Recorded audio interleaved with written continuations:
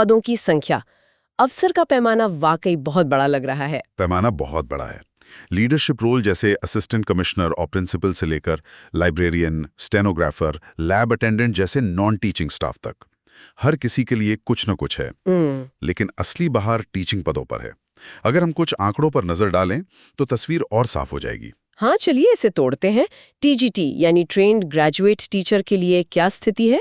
तो केवीएस में टीजीटी के कुल 2794 पद हैं। हाँ। और इसमें एक बहुत दिलचस्प बात है। क्या? अकेले संस्कृत विषय के लिए 529 पद हैं। अरे वाह, 529 पद सिर्फ संस्कृत के लिए। ये तो बहुत बहुत बड़ी संख्या है। बहुत बड़ी। क्या ये सिर्फ एक पुराना बैकलॉग भरा जा रहा है या फिर नई शिक्षा नीति के तहत भारतीय भाषाओं पर ज्यादा जोर देने का संकेत है? मेरे ख्याल से ये दोनों का मिला जुला असर है। एक तरफ पारंपरिक विषयों को मजबूत करने पर जोर है, तो दूसरी तरफ ये भी सच है कि सालों से क्वालिफाइड संस्कृत टीचरों की कमी रही है। अच्छा। तो ये उस गैप को भरने की एक बहुत बड़ी और सीरियस कोशिश है। वहीं अगर एनवीएस में टीजीटी की बात करें तो वहां कुल 2978 पद हैं। और यहां पर कंप्यूटर साइंस के लिए 653 पद निकाले गए हैं। ये भी एक बड़ा आंकड़ा है। और एनवीएस का फोकस कंप्यूटर साइंस पर होना, ये भी कुछ कहता है, खासकर जब उनके स्कूल ज्यादातर ग्रामीण इलाकों में है। बिल्कुल, ये ग्रामीण भारत में डिजिटल लिटरेसी और तकनीकी शिक्षा को जमीनी स्तर पर ले जाने की कोशिश को दिखाता है। सही बात है। अब प्राइमरी टीचर यानी पीआरटी की बात करें तो केवीएस में कुल 3365 पद है, जो कि एक बहुत बड़ा नंबर है। और एनवीएस में तो पीआरटी होते नहीं है। नहीं, एनवीएस में पीआरटी नहीं होते क्योंकि वहाँ एडमिशन ही क्लास 6 से होता है। एक और चीज जिसने मुझे चौंकाया वो है स्पेशल एजुकेटर के पदों की संख्या। केवीएस और एनवीएस दोनों में टीजीटी और पीआरटी स्तर पर लगभग 550 पद। हाँ, ये एक बहुत बड़ा बदलाव लगता है। ये एक बहुत ही प्रोग्रेसिव और जरूरी कदम है। ये दिखाता है कि अब समावेशी शिक्षा यानी इंक्लूसिव एजुकेशन को सिर्फ कागज पे नहीं बल्कि हकीकत में लागू करने पर जोर दिया जा रहा है। सही। विशेष जरूरतों वाले बच्चों के लिए डेडिकेटेड टीचर होना एक गेम चेंजर है। हाँ। और नॉन टीचिंग में भी केवीएस में जूनियर सेक्रेटेरिएट असिस्टेंट के 714 पद 714 और एनवीएस में 552 पद हैं, जो प्रशासनिक भूमिकाओं में करियर बनाने वालों के लिए बड़ा मौका है। तो ठीक है, इन हजारों अवसरों को देखकर कोई भी उत्साहित हो जाएगा। अब आते हैं उस सवाल पर जो हर कोई पूछ रहा होगा, क्या मैं इसके लिए अप्लाई कर सकती हूँ? चलिए योग्यता और आयु सीमा की पहेली को सुलझाते हैं। चलिए इसे एकदम सरल रखते हैं। 3 मुख्य टीचिंग पद हैं, पीजीटी, टीजीटी और पीआरटी। सबसे पहले पीजीटी यानी पोस्ट ग्रेजुएट टीचर। इसके लिए आपको संबंधित विषय में कम से कम 50% अंकों के साथ मास्टर डिग्री चाहिए और साथ में 50% अंकों के साथ बीएड की डिग्री। ठीक है।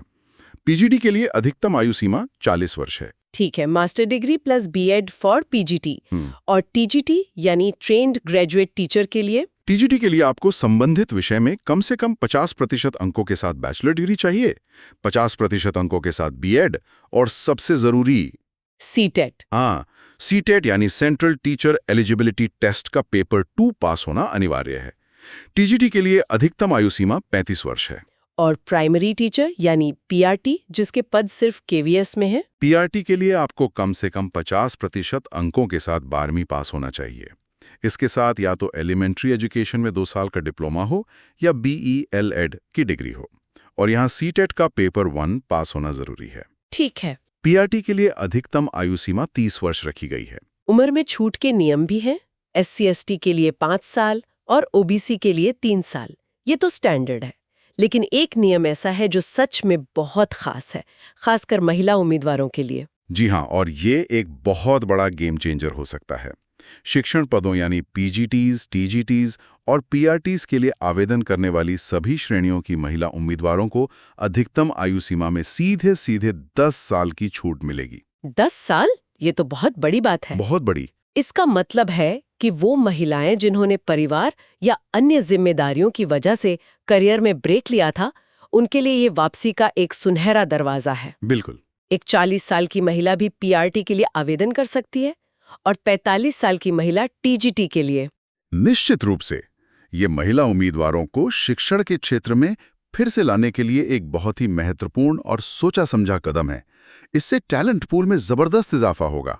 ठीक है, तो मान लीजिए कोई उम्मीदवार योग्य है और अप्लाई करने के लिए तैयार है। अब उसे किस चुनौती का सामना करना होगा, ये 2 स्तरीय यानी 2 टियर परीक्षा प्रणाली क्या है? यह चयन प्रक्रिया का सबसे अहम हिस्सा है। चलिए इसे स्टेप बाय स्टेप समझते हैं। पहला लेवल है टियर 1, जिसे हम प्रीलिम्स भी कह सकते हैं। ये एक क्वालिफाइंग परीक्षा है। क्वालिफाइंग मतलब इसके नंबर फाइनल मेरिट में नहीं जुड़ेंगे? नहीं जुड़ेंगे, लेकिन अगले राउंड में जाने के लिए इसे पास करना जरूरी है। अच्छा, तो ये एक तरह से एक स्क्रीनिंग टेस्ट है भीड़ कम करने के लिए। इसमें क्या-क्या पूछा जाएगा और क्या कोई कैच है? इसमें reasoning, numerical ability, basic computer, general knowledge और भाषा के सवाल होंगे। भाषा में अंग्रेजी और एक भारतीय भाषा का विकल्प होगा। और कैच? कैच बिल्कुल है, और वो है नेगेटिव मार्किंग। हर गलत जवाब के लिए 1/3 अंक काटे जाएंगे। 1/3? ये तो काफी सख्त मार्किंग है। हाँ, बहुत सख्त है। यहाँ सिर्फ ये नहीं परखा जाएगा कि आप क्या जानते हैं, बल्कि ये भी कि आप क्या नहीं जानते और किस सवाल को छोड़ना है। मतलब टियर 1 में स्पीड से ज्यादा एक्यूरेसी का खेल है। जो इसे पार कर लेगा वो पहुंचेगा टियर 2 में, जो कि असली रणभूमि है। बिल्कुल। मेरिट लिस्ट इसी टियर 2 के अंकों के आधार पर बनेगी। ये एक विषय आधारित परीक्षा होगी जिसमें 2 हिस्से होंगे, ऑब्जेक्टिव यानी MCQ और डिस्क्रिप्टिव यानी लिखित। अच्छा, दोनों? हाँ, दोनों। यहाँ आपकी विषय पर गहरी पकड़ को परखा जाएगा। ऑब्जेक्टिव हिस्से में भी नेगेटिव मार्किंग है, लेकिन थोड़ी नर्म। हर गलत जवाब के लिए 1/4 अंक कटेंगे। और लिखित हिस्सा? इसका मतलब है कि रट्टा मारकर काम नहीं चलेगा। आपको अपने विचार और ज्ञान को ठीक से लिखना भी आना चाहिए। सही बात है। और टियर 2 के बाद पिक्चर अभी बाकी है। इंटरव्यू? हाँ, प्रिंसिपल, PGT, TGT जैसे ज्यादातर पदों के लिए एक इंटरव्यू भी होगा, जिसका वेटेज कुल अंकों का 15% होगा। आपकी पर्सनैलिटी, कम्युनिकेशन स्किल्स और टीचिंग को लेकर आपका जुनून यहाँ पर परखा जाएगा। और जो नॉन टीचिंग पद है, जैसे स्टेनोग्राफर या जूनियर सेक्रेटेरिएट असिस्टेंट, उनके लिए इंटरव्यू की जगह स्किल टेस्ट होगा, जो क्वालिफाइंग नेचर का होगा। अच्छा, सिर्फ क्वालिफाइंग? हाँ, मतलब आपको सिर्फ उसे पास करना है, उसके नंबर मेरिट में नहीं जुड़ेंगे। और कुछ पद ऐसे भी हैं, जैसे KVS में असिस्टेंट सेक्शन ऑफिसर, जहां कोई इंटरव्यू नहीं है। मतलब सिर्फ टियर 2 के नंबर पर सिलेक्शन। जी, आपका चयन सिर्फ टियर 2 में मिले अंकों के आधार पर ही हो जाएगा। तो हर उम्मीदवार को अपने पद की चयन प्रक्रिया को ध्यान से समझना होगा। ये तो पूरी प्रक्रिया बहुत साफ और पारदर्शी लग रही है।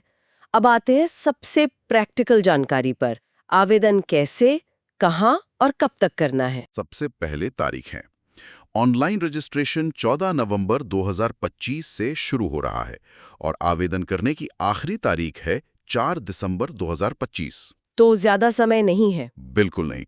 मेरी सलाह यही है कि आखिरी दिन का इंतजार बिल्कुल ना करें, क्योंकि वेबसाइट पर ट्रैफिक बहुत ज्यादा हो सकता है। और सबसे जरूरी सवाल, आवेदन कहाँ करना है? आजकल फर्जी लिंक्स और वेबसाइट्स का जमाना है। ये बहुत जरूरी है। आवेदन सिर्फ और सिर्फ 3 आधिकारिक वेबसाइटों के माध्यम से ही किया जा सकता है। CBSE की वेबसाइट cbse.gov.in, KVS की वेबसाइट kvssangathan.nic.in और NVS की वेबसाइट navodaya.gov.in। ठीक है, इन तीनों के अलावा कहीं और नहीं? कहीं और नहीं। किसी भी दूसरे लिंक या पोर्टल पर भरोसा ना करें। और आवेदन शुल्क, ये भी एक बड़ा फैक्टर होता है कई उम्मीदवारों के लिए। शुल्क पद के अनुसार अलग-अलग है। जैसे PGT और TGT के लिए परीक्षा शुल्क 1500 रुपए और प्रोसेसिंग शुल्क 500 रुपए है। लेकिन यह एक बड़ी राहत की बात है। SC, ST, दिव्यांग और पूर्व सैनिक उम्मीदवारों को परीक्षा शुल्क नहीं देना होगा। अच्छा, तो उन्हें सिर्फ प्रोसेसिंग शुल्क देना है? हाँ, उन्हें सिर्फ 500 रुपए का प्रोसेसिंग शुल्क देना होगा, जो कि सभी उम्मीदवारों के लिए अनिवार्य है, चाहे वो किसी भी श्रेणी के हों। इस पूरी प्रक्रिया में एक और बहुत ही अनोखी बात है जो मुझे नोटिफिकेशन में दिखी। वो है चयन के बाद KVS और NVS के बीच प्राथमिकता चुनने का मौका। ये कैसे काम करेगा? यह एक बहुत ही कैंडिडेट फ्रेंडली सिस्टम है। आप शुरुआत में KVS या NVS के लिए अलग-अलग अप्लाई नहीं कर रहे हैं। मतलब एक कॉमन परीक्षा है? हाँ, एक कॉमन परीक्षा दे रहे हैं। जब पूरी प्रक्रिया खत्म हो जाएगी और मेरिट लिस्ट बन जाएगी, तब सफल उम्मीदवारों को एक ऑनलाइन पोर्टल पर अपनी प्राथमिकता यानी प्रेफरेंस भरने का मौका दिया जाएगा। क्या आप KVS में जाना चाहते हैं या NVS में? बिल्कुल। फिर आपकी मेरिट रैंक और आपके भरी हुई प्राथमिकता के आधार पर आपको अंतिम रूप से स्कूल आवंटित किया जाएगा। तो चलिए आज की इस लंबी और गहरी चर्चा को समेटते हैं। ये साफ है कि KVS और NVS में हजारों पदों के लिए ये एक असाधारण मौका है। हमने दोनों संगठनों के बीच के बुनियादी फर्क को समझा। एक पारंपरिक डे स्कूल का माहौल और दूसरा पूरी तरह समर्पित आवासीय जीवन शैली। हाँ, और हमने ये भी देखा कि चयन प्रक्रिया काफी सख्त लेकिन स्पष्ट है। टियर 1 एक क्वालिफाइंग बाधा है जहां नेगेटिव मार्किंग से बचना जरूरी है। और असली मुकाबला टियर 2 में है। बिल्कुल, जहां विषय का ज्ञान और आपकी लेखन क्षमता परखी जाएगी। और फिर पद के अनुसार 15% वेटेज वाला इंटरव्यू या एक क्वालिफाइंग स्किल टेस्ट। बिल्कुल। और अंत में हमारे श्रोताओं के लिए एक विचार। ये भर्ती सिर्फ एक सरकारी नौकरी पाने का मौका नहीं है, नहीं। बल्कि ये एक जीवन शैली चुनने का फैसला भी है। केवीएस और एनवीएस का चुनाव सिर्फ दो संगठनों का चुनाव नहीं है, ये दो अलग-अलग तरह के जीवन जीने के तरीकों का चुनाव है। तो सवाल सिर्फ ये नहीं है कि क्या मैं योग्य हूं या क्या मैं ये परीक्षा पास कर सकता हूं। असली सवाल ये है कि मेरे व्यक्तित्व के लिए, मेरे स्वभाव के लिए और जिस तरह का प्रभाव मैं समाज पर बनाना चाहता हूं, उसके लिए कौन सा माहौल सही है।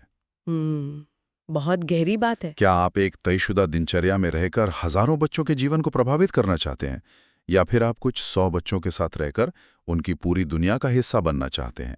आवेदन का बटन दबाने से पहले इस सवाल पर सोचना सबसे जरूरी है।